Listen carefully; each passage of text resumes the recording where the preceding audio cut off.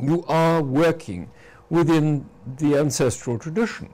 And so all these references are fine. You know. One shouldn't quibble. The whole business of contemporary art, which says you are nothing if you are not original, seems to me to be an arrant nonsense, because I think art has to consolidate. Painters have to move forward slowly, building on what other painters have done before. And this is precisely what Ricardo is doing. He's taking up a hell of a challenge and tying what he does into the traditional iconography and also into the iconography of the most advancing artists of the Quattrocento. Signorelli opened the way for the last for the ceiling of the Sistine Chapel. The ceiling of the Sistine Chapel is inconceivable without the precedent of the Orvieto Chapel, and so I think this deliberate use of precedents is to be commended and accepted without argument. So tell me, the thing that intrigues me is my theory about Signorelli is that there is nothing in his frescoes that he did not draw, and that he organized his presumably quite large workshop into very complex multiple poses. And I imagine that you were doing the same. You've got people to sit like this, stand like this, kneel, bend. I mean, because the extraordinary thing is that you interweave them so neatly, even more so in your shopping baskets from Tesco. Yeah. Well, yes, of course. I use a little bit of modeling, not necessarily all the time, because I didn't have the time to go very fussy about modelings, and they have to be done because I was in panic all the time with this work. What is very interesting, for instance, when we have to decide who was going to be Jesus Christ, and that perhaps we can talk later on if we carry on. I think we can move into the next scene. Can we go back to the overall picture? Very fast. The back. Yeah, that's it. Right. Yeah. Good. Why did you start with that figure? Pardon? Why did you start with that figure? You said that that's where you started. With this figure, because the experience is when I did like that and I saw 26 meters, 24 meters, and I said that had to be painted. And then I was standing up, and I have the first figure approximately according to the sketches, which was this figure. This one is a bit like that. It's quite big. So I had to get familiar with the technique. So I thought, why not to start right here on hell rather than heaven? That would help us. You played a very interesting trick with your two, your red and your green angels, pulling back their curtains, because with what they do, it becomes impossible to see this as a flat and hieratic composition, because you establish a space with the position of the red angel, mm-hmm.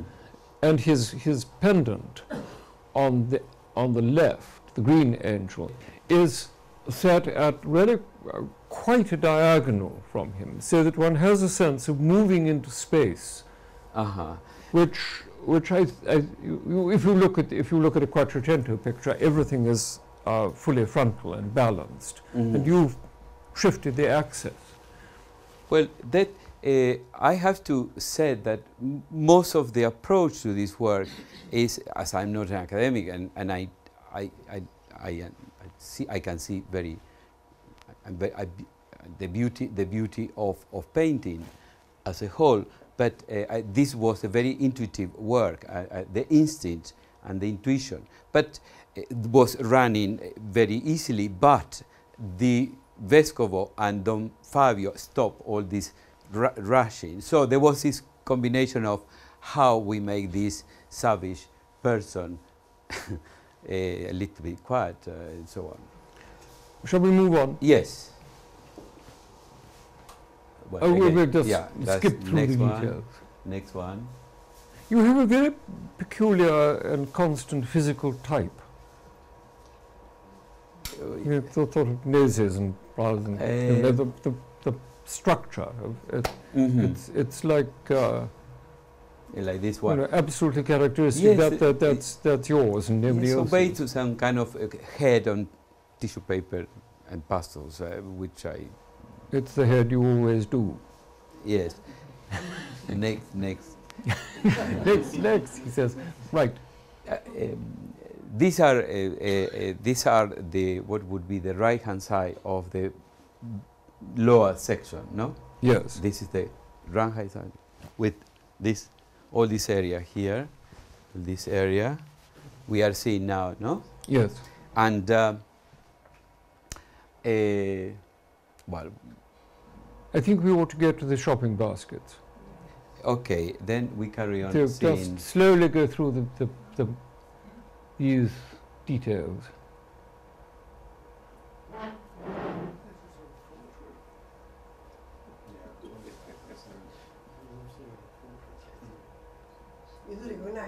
It's worth pausing for a moment. No, this is very true. This is very true. What we are going to hear. No, but it shows every movement of the brush, which is why it's worth pausing for a moment. You can see the drawing, all the walls, and this a kind of approximation what would be a real fresco.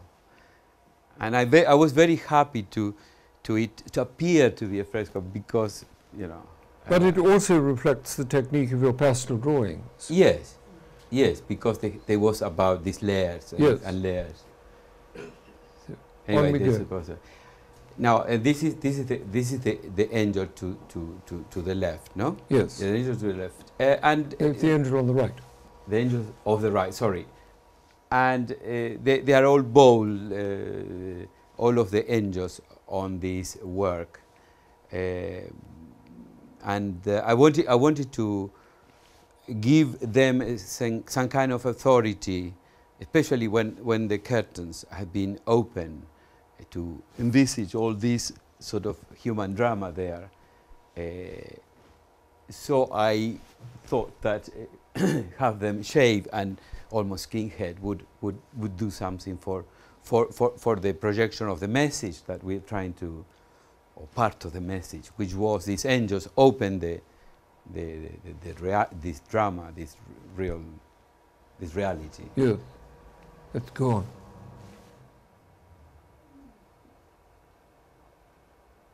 Okay, and then now we come into this side, which is the other angel.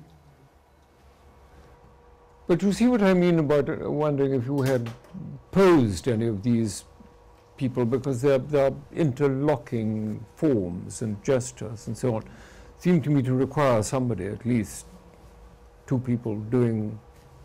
But perhaps also you already have a vocabulary of positions and figures in your mind that you don't need to refer anymore.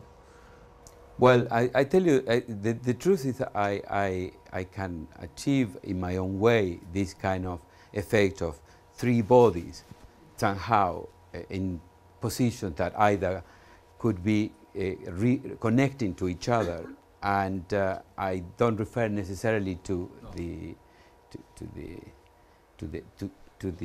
model somehow, because it would be very difficult to. In this case, rather fun, I should have thought. Can we go on? Yes.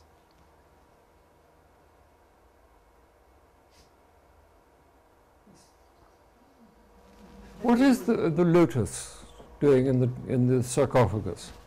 The lotus, of course, then would be the symbol of Christ, have gone and left what, after all, was something very beautiful, who is this flower, like a symbol of what he was or he used to be there.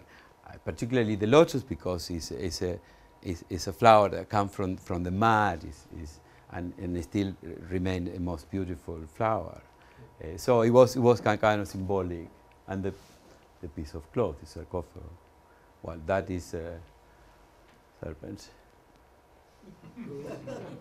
For instance, the blue holes. I don't know if we're going to talk about this kind of message of the mural, perhaps later or now.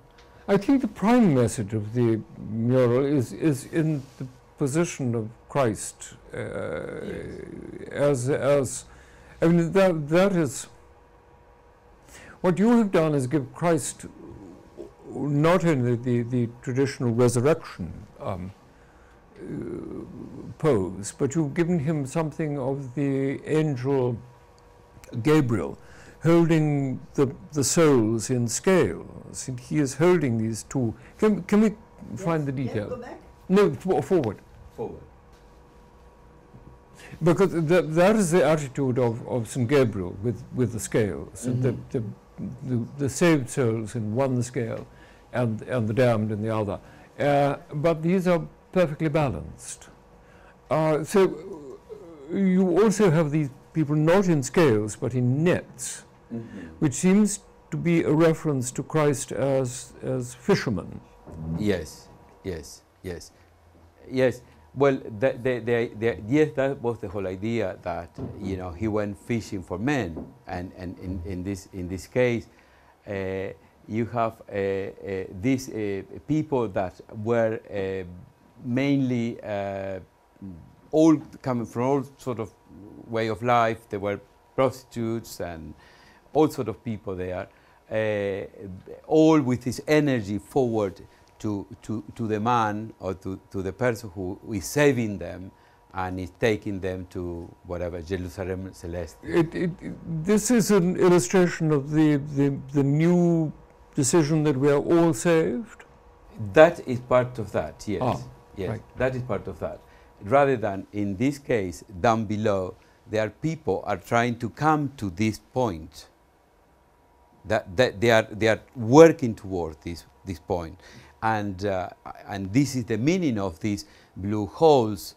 The blue holes are literally psychological holes, in the sense that what we are and where we're trying to come out to meet the other, or we decided to carry on in this kind of existential solitude, is to do with that. The message of this mural is just about how man could have his own salvation.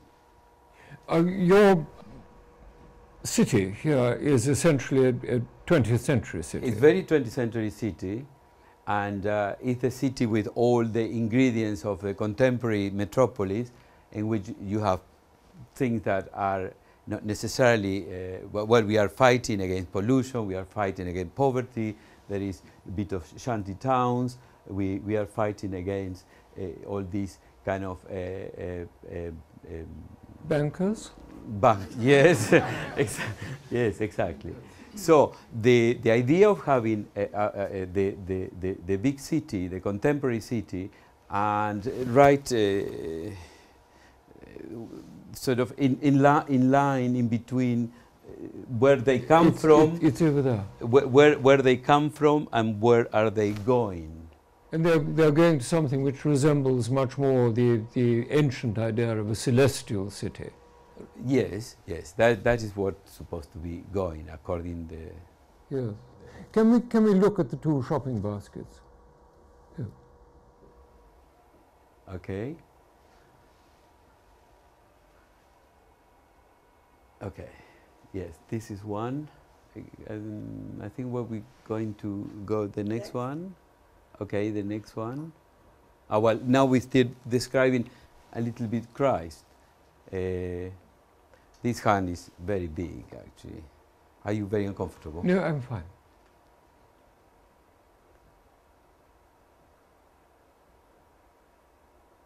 Is he someone you know? Well, I sound like a Baptist minister, don't I? You tell us who he is. no, no, but